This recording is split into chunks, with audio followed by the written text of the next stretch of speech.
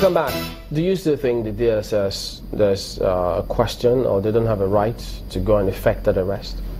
Well, of course, I have consistently maintained I'm talking about due process, and the interpretation everybody is giving this whole episode is the fact that the DSS has the right to do what they have done. I am saying that they don't have the right to embark on this. And most importantly, is that in running governance at this level, there is always need for the political leadership to fall back on professional advice. Okay, just give us a moment. Let's get to Abuja and get Nwankwo's question in. Nwankwo? Well, you talked about the time. Does it invalidate what was found out in terms of what the DSS, when the DSS eventually did their operations? That's on the one hand. On the second hand, for the judges who were already dismissed, or beg pardon, retired by the NJC, do you think that they ought to have been retired or dismissed and handed over for prosecution?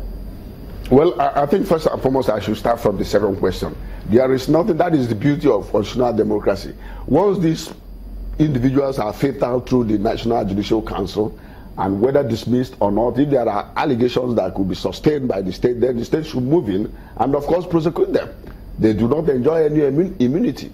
So it is clear that the government has the latitude and constitutional ambience to do things, but we are saying that these things must be done professionally and properly and in compliance with the due process. And that's the emphasis of the position adopted by the NBA, which Olisa Bakova also echoed. The fact remains that we are talking about right to dignity.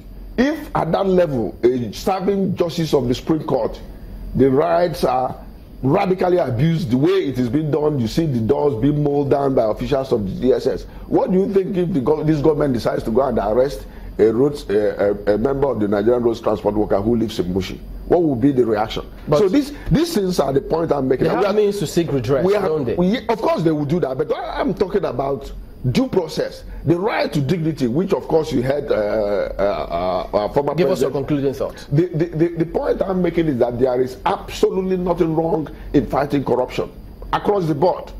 There is everything is wrong in fighting corruption in a selective manner. And my take is that there should be less emphasis in this battle on the pages of this paper. There is a lot of emphasis in the fight against corruption going on the pages of this paper. I think we must show a lot more. Nigerians don't have a right to know. We must show read reports anymore. We must show. There are so many instances where you hear that the EFCC will go and arrest somebody maybe in 2 years' time.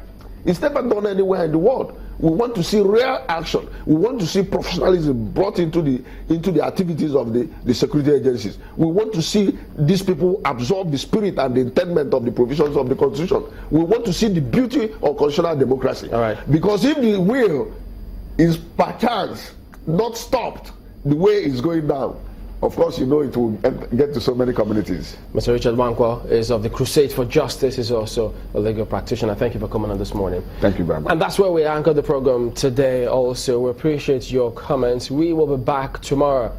I'm Chamberlain Uso. I'm Sulaiman Alede. And I'm Maokbe Ogun.